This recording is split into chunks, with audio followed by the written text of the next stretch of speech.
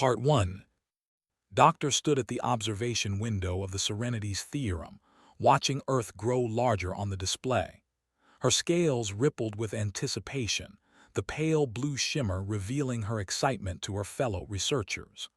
Behind her, the rest of the team prepared their instruments and recording devices. "Another damaged species," muttered, adjusting his vision lenses. The mathematician had seen dozens of primitive worlds in his career, all suffering from what the Concordat considered preventable psychological conditions.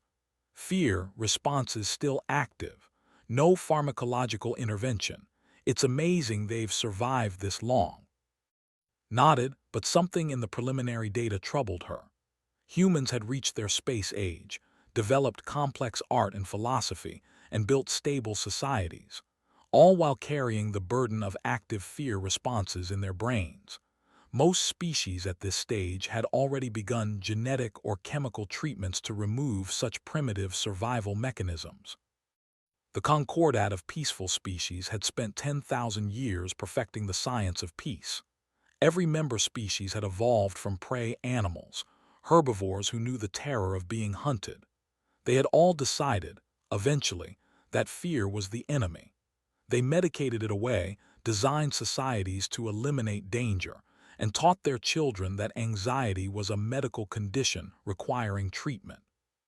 Herself had never felt real fear. Her people had removed the capacity for it 3,000 years ago.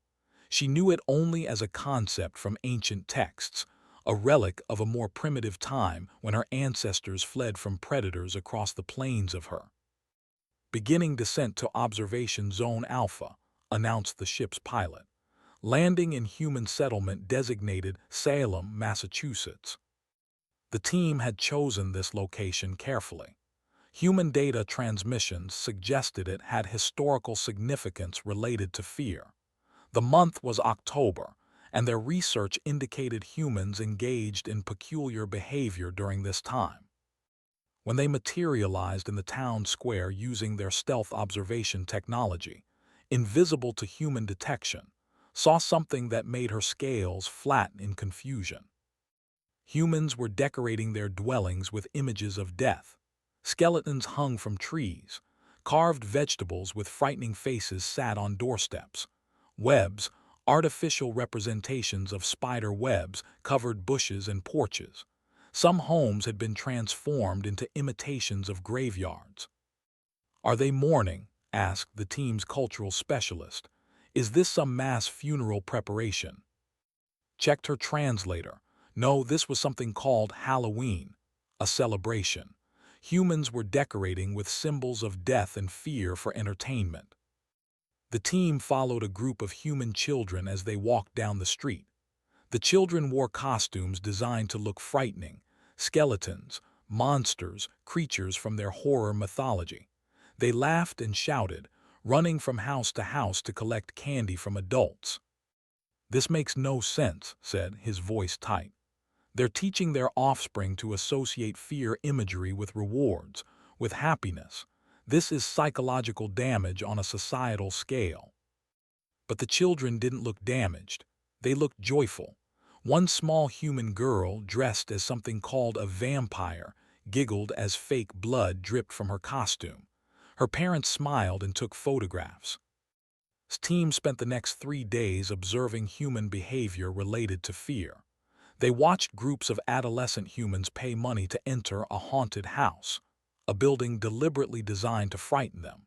The humans screamed, clutched each other, and emerged laughing, immediately discussing their favorite scary moments. They documented humans watching horror films, visual entertainment designed specifically to trigger fear responses. The humans sat in darkened rooms, watching stories of monsters and killers, experiencing vicarious terror. When the films ended, they debated which parts were most frightening, as if this were a positive quality. "I've cataloged 47 distinct entertainment categories dedicated to fear," reported. "Horror literature, thriller novels, scary video games, fear-based amusement park attractions. Humans have entire industries built around making themselves afraid." reviewed the data in their temporary base, trying to make sense of it. In Concordat space, even the suggestion of deliberately frightening someone was considered assault. Their entertainment focused on comfort, reassurance, and pleasant sensations. The idea of seeking out fear was as alien to her as drinking poison for fun. Perhaps they lack the neurological development to process danger appropriately, suggested. Their fear response may be so damaged that they can't distinguish between real and artificial threats. But that didn't match the data either. Humans responded appropriately to genuine danger. They had safety regulations, warning systems, protective equipment. They understood real threats perfectly well. They simply chose to engage with artificial fear during their leisure time. On the fourth day, decided to visit one of the town's cultural centers. The team had identified a building called an art gallery, where humans displayed visual creations. Perhaps understanding human art would help them understand this bizarre relationship with fear. The gallery was small, a converted warehouse with white walls and soft lighting. Walked through it slowly, her invisibility field keeping her hidden from the handful of human visitors browsing the exhibits. The first section contained landscapes and portraits, pleasant enough, but then she entered a room that made her stop completely. The paintings here depicted darkness, war, suffering, death. One canvas showed a battlefield, bodies scattered across mud, the sky dark with smoke. Another depicted a plague doctor standing over dying patients, the artist having captured the desperation in their eyes. A third showed a woman weeping, her face twisted in anguish. The paint strokes so visceral that could almost feel the grief radiating from the canvas. These weren't historical records. The plaques beside them used words like evocative, powerful, and moving. Humans had taken their darkest moments and turned them into art.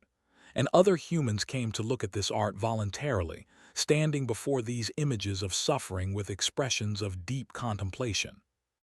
Watched a young human woman stop in front of the battlefield painting.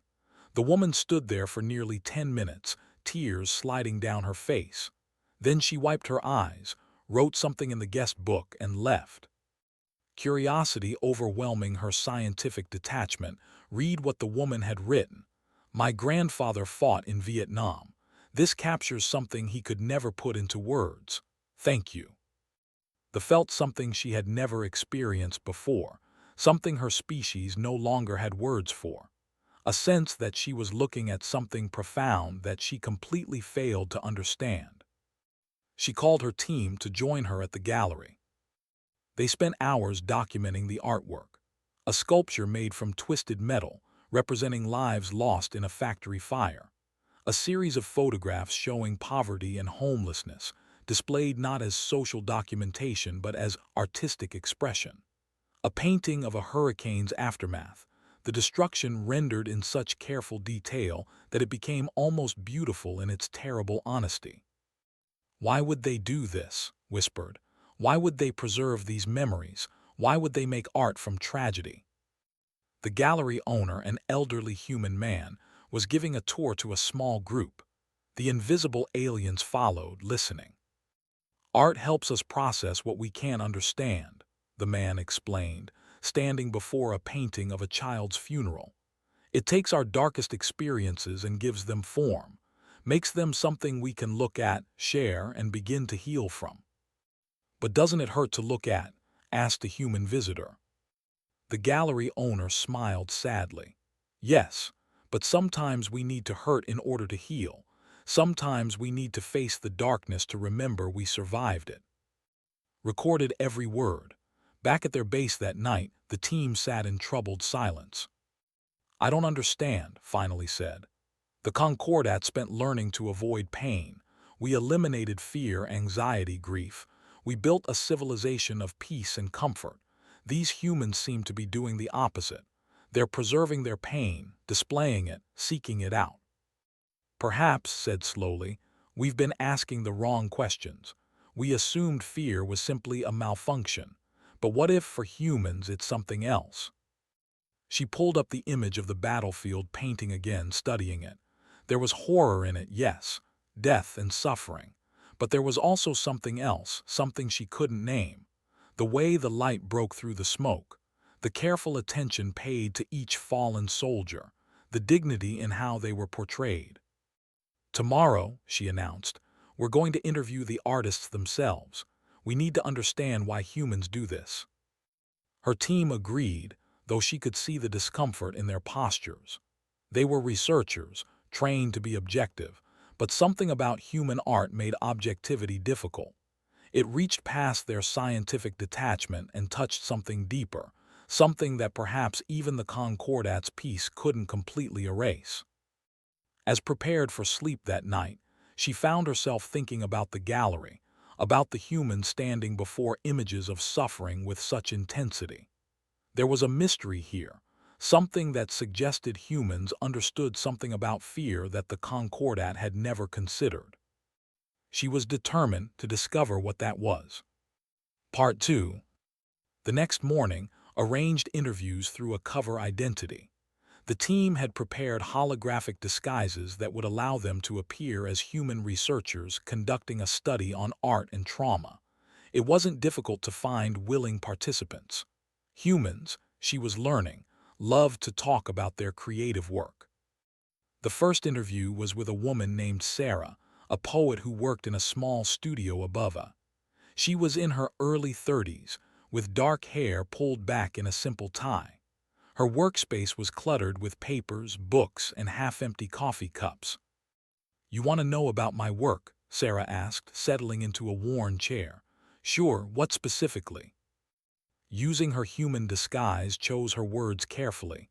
"We're interested in art that comes from difficult experiences, trauma, fear. Why do you write about these things?" Sarah was quiet for a moment, looking out the window. 4 years ago, I was in a car accident. A truck ran a red light and hit my car from the side. I was in the hospital for 2 months. Broken ribs, collapsed lung, shattered pelvis. The doctors said I was lucky to be alive. She picked up a thin book from her desk, her published poetry collection. For a year after I got out, I couldn't talk about it. Couldn't think about it without panic attacks. I'd wake up screaming, feeling the impact over and over. My therapist suggested I try writing about it. "And that helped?" asked. "Not at first. The first poems were terrible, just raw emotion on paper, but I kept writing, and slowly something changed. By putting the fear into words, by shaping it into verses, I was taking control of it. The accident had happened to me, something I couldn't stop, but the poetry, that was mine. I was choosing how to tell the story." Sarah opened the book, reading a passage about metal and glass and the moment of impact. The words were visceral, frightening, but also strangely beautiful. The rhythm and language transformed the trauma into something that could be shared, understood, processed. "The thing that tried to destroy me," Sarah said softly, "became the thing that taught me I was unbreakable. That's what the poetry is about. Not the accident itself, but my refusal to let it be the end of my story." Felt that strange sensation again, the one she'd experienced in the gallery. Her species had no word for it anymore, but ancient texts called it being moved. The feeling that something had reached inside and shifted your understanding of the world. The second interview was with Williams, a sculptor who worked with metal. His studio was a converted garage filled with torches, hammers, and half-finished pieces. The sculptures were haunting, abstract forms that suggested human shapes twisted in anguish or frozen in moments of loss. Was a large man with calloused hands and sad eyes. He led and through his workshop, explaining each piece. "This one," he said, touching a sculpture of twisted steel that seemed to be reaching upward, "is called Grief. I made it after my daughter died. She was 6, leukemia." Translator struggled with the emotion in his voice. "I'm sorry," said, the human phrase of condolence feeling inadequate. "Thank you," ran his hand along the metal. "For months after she died, I couldn't work, couldn't create anything. The grief was too big, too overwhelming. But then one day I found myself here, heating metal, bending it. I wasn't trying to make anything specific. I just needed to do something with my hands with all this pain inside me. The sculpture had taken him 3 months to complete. He'd worked on it every day, sometimes for hours, pouring his grief into the metal, shaping it, giving it form. When it was finished, said, I looked at it and I cried, but it was different from the crying I'd been doing. This was release. I'd taken the worst thing that ever happened to me and I'd made something from it. Not something happy, but something real, something honest. And somehow that helped. But you display these, said. You show them to others, doesn't that hurt? Smiled slightly. Yes, every time someone looks at grief, I feel my daughter's loss again. But I also see their reactions. People stop. They feel something. Maybe they've lost someone too, and seeing my sculpture helps them feel less alone. Or maybe they've been lucky and it helps them appreciate what they have. Either way, the pain becomes something more than just pain. It becomes connection. The team spent the day interviewing more artists. A filmmaker who made horror movies based on his childhood fears. A painter who created disturbing images of mental illness. A photographer who documented war zones and disaster areas. Each one told a similar story. They had experienced darkness, fear, pain, or loss, and they had transformed it into art. But it was the evening session that truly shook understanding. She attended a support group for trauma survivors who used art therapy. The group met in a community center, a dozen humans sitting in a circle with easels and painting supplies. The counselor leading the session explained that they were creating art based on their experiences with violence, abuse, and loss. And her team observed invisibly as the humans painted.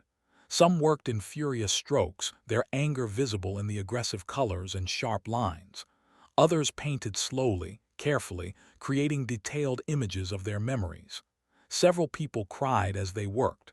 Others sat in silence, lost in their creation. When the painting session ended, the group shared their work. One by one, they held up their canvases and told their stories. A woman named Jennifer had painted a dark house with a child's silhouette in the window. This is where I grew up, she said, her voice steady despite the tears on her face. My father abused me for years in this house. I painted it because I needed to see it, to look at it and know that I survived it. I got out. I'm still here. The group responded with nods, murmurs of support and understanding. They had all survived something. A man named David showed a painting of a combat boot covered in blood. He'd been a soldier, seen friends die in a war on the other side of the world. I painted this because I needed to remember them, he said. Not to glorify war, but to honor the people I lost, to make sure their deaths meant something, at least to me. Watching beside was trembling. This is wrong, he whispered. They're reopening their wounds. They should be medicated, treated, helped to forget. But was beginning to see something different. These humans weren't reopening wounds. They were cleaning them. By facing their darkness directly, by giving it form and shape, they were preventing it from festering inside them. The art was how they healed. After the session, approached the counselor using her human disguise. Can I ask you something? Doesn't this hurt them, making them relive their trauma? The counselor, a kind-faced woman named Dr. Lisa, considered the question. In the short term, yes, but trauma doesn't go away just because you ignore it. It sits inside you, poisoning everything. By bringing it out, by expressing it, we take away its power to control us. The art makes the invisible visible. It makes the unspeakable speakable. But why art specifically, pressed? Why not just talk about it? Words sometimes aren't enough, Doctor explained. Trauma lives in a part of the brain that's deeper than language. Art reaches that place. It lets people express what they can't put into words. And when others see that art, they understand. Not intellectually, but emotionally. Art creates empathy in ways that words alone can't. That night back at their base, his team sat in troubled silence once again. They had thousands of hours of recordings, hundreds of interviews, and mountains of data. But instead of confirming their hypothesis that humans were psychologically damaged, the data suggested something far more complex. "I don't understand," said. "In Concordat space, we protect our people from trauma. We have systems to prevent violence, loss, suffering. When accidents happen, we have medications to ease the psychological pain. We help people forget. But humans, they remember, they preserve it, they turn it into art and share it with others." "Maybe," said slowly, "that's because humans understand something we've forgotten." Looked at her sharply. "What do you mean?" Pulled up an image from Earth's history, a sculpture created during a plague. It showed a mother holding her dead son, the grief captured in marble with such skill that it had survived for centuries. Millions of humans had looked at this sculpture. Many had wept before it. "We remove suffering from our lives," said. "We medicate it, engineer it away, forget it as quickly as possible.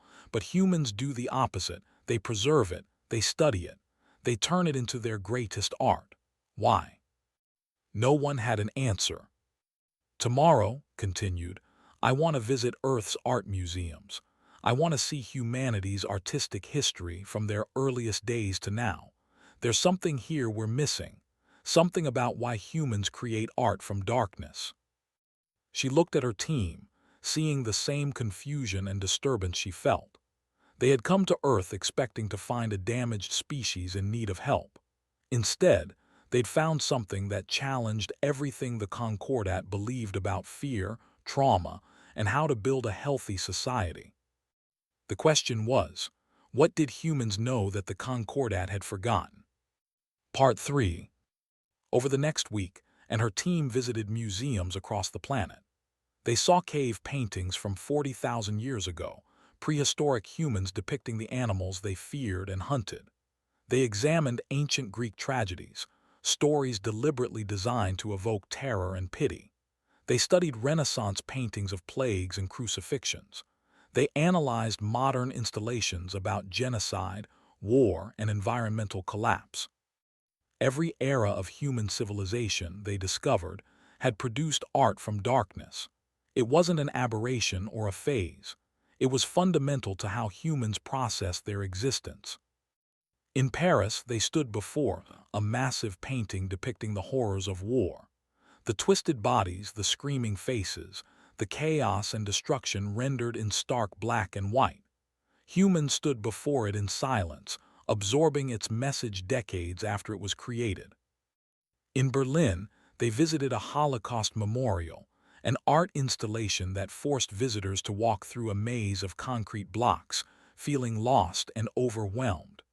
The humans who emerged from it looked shaken, pale, but they also looked different, as if they'd understood something they hadn't before. In Washington, they saw the AIDS memorial quilt, thousands of panels created by loved ones of those who died. Each panel was a work of art, celebrating a life lost. The entire quilt stretched across an enormous space, a testament to both the tragedy of the disease and the refusal of humans to let their dead be forgotten. Had grown quieter each day. Finally, in a small museum in Rwanda, standing before artwork created by genocide survivors, he broke down. "We were wrong," he said, his voice cracking. "The Concordat was wrong." Turned to him, seeing tears on his face. Her species could still cry, even if they'd lost the ability to feel deep fear or suffering. "For 10,000 years," continued, "we've been removing negative emotions from our lives. We thought we were evolving, becoming better. But look at this." He gestured at the artwork surrounding them, paintings and sculptures created by people who'd survived unimaginable horror. These humans experienced the worst things imaginable, and they created beauty from it, not despite the suffering, but because of it. He touched a painting gently, an image of a mother protecting her child during violence. "What have we created?" he asked. "The Concordat produces pleasant entertainment, comfortable designs, safe, predictable art, but nothing like this. Nothing that reaches inside and changes you. We removed the darkness, and we also removed this." Understood what he couldn't articulate. The Concordat's art was pleasant, but it was also shallow. By removing all suffering from their lives, they'd also remove the depth that came from surviving it. Their culture was safe and comfortable, but it lacked the profound meaning that humans created from their struggles. "We need to see more," said. "I want to understand this completely before we write our report." They attended a performance of a play written by Holocaust survivors. The theater was small, intimate. The actors performed a story about people trapped in impossible circumstances, facing death every day, yet still finding moments of humanity, love, and even humor. Watch the human audience. They wept openly. They clutched each other's hands. They witnessed humanity's capacity for both terrible evil and incredible resilience. When the play ended, the audience sat in silence for a long moment before the applause began. After the show, interviewed one of the actors, an elderly man who had survived the camps himself as a child. "Why do you perform this?" she asked. "Why relive these memories night after night?" The man was quiet for a moment. "Because forgetting would be a second death," he said finally. "The people who died in the camps, they deserve to be remembered. And the people who survived, we have a responsibility to tell the world what happened. Not to make people feel guilty or sad, but to make sure it never happens again." He looked at her directly. "Art is how we bear witness. It's how we say this happened and it mattered and we will not forget. The darkness tried to destroy us, but we're still here telling our stories. That's victory. That's hope." Felt something shift inside her, some fundamental understanding clicking into place. Humans didn't create art from darkness because they were damaged. They created it because they refused to let darkness have the final word. Every painting of a war was a declaration that beauty could exist even in horror. Every poem about loss was proof that love mattered enough to grieve. Every sculpture of pain was evidence that suffering could be transformed into meaning. She called her team together for a final discussion before writing their report. "I know what we need to say," she told them, "but the Concordat won't like it." "Say it anyway," replied. "They need to hear it." Organized her thoughts. Humans don't have a malfunction. They have a capability we've lost. They can face darkness directly and emerge stronger from it. They can take their worst experiences and transform them into art, meaning, and connection. They don't just survive trauma, they use it. "But at what cost?" asked. "They suffer. They experience fear and pain that we've eliminated from our lives." "Yes," agreed. "But they also experience something we can't: depth, meaning, the knowledge that they've faced the worst and endured it. Look at their art, their stories, their music. It has a power our culture lacks. We're comfortable and safe, but are we truly alive in the way humans are?" She pulled up images of human art through the ages. Cave paintings, Greek sculptures, Renaissance masterpieces, modern installations, and woven through all of it representations of fear, death, suffering, and loss transformed into beauty. "The Concordat believes peace comes from eliminating darkness," said, "but humans have learned something different. Peace comes from facing darkness and choosing to create light anyway. Art is their weapon against despair. It's how they fight back."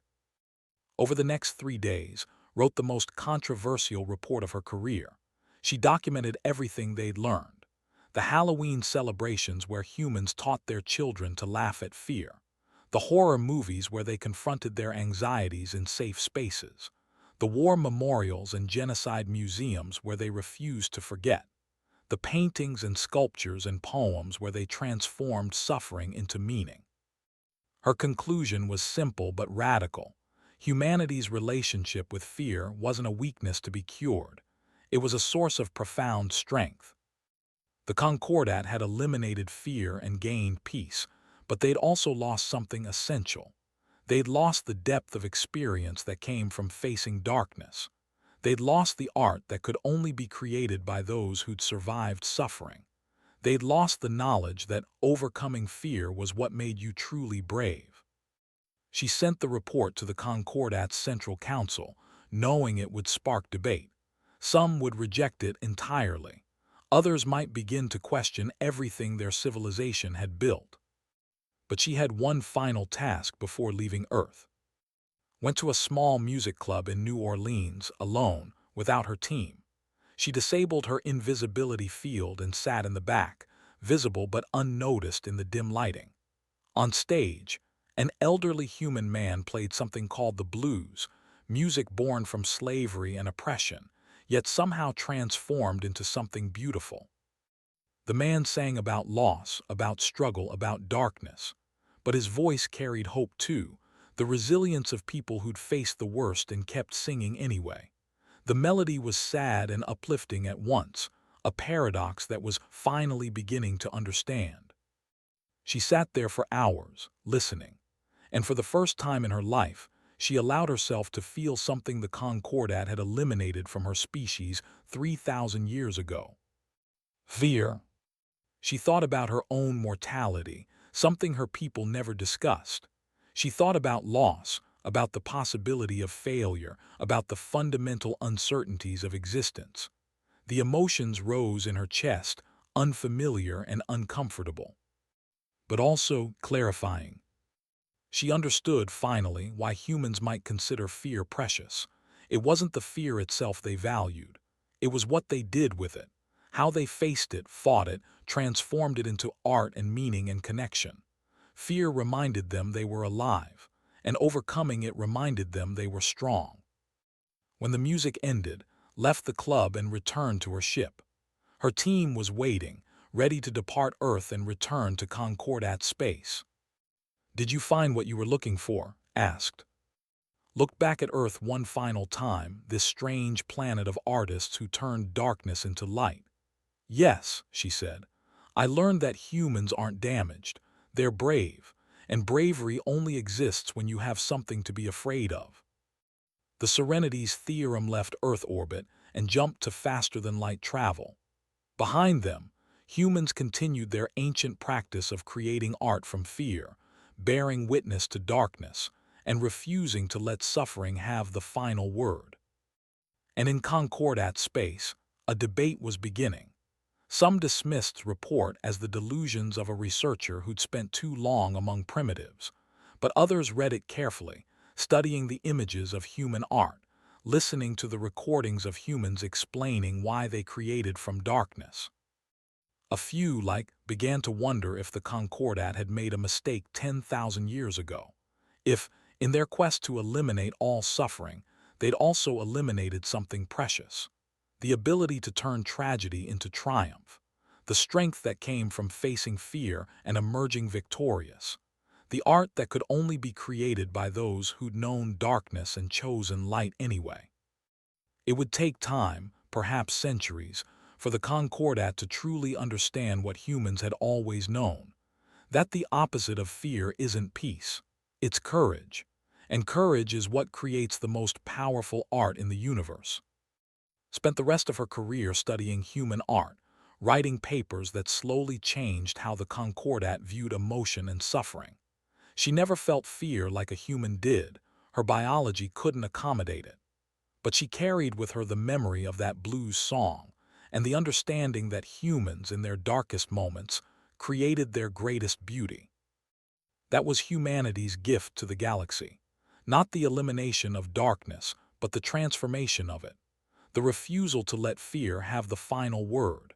The insistence that from suffering could come meaning, from tragedy could come art, and from darkness could come a light that illuminated the entire universe.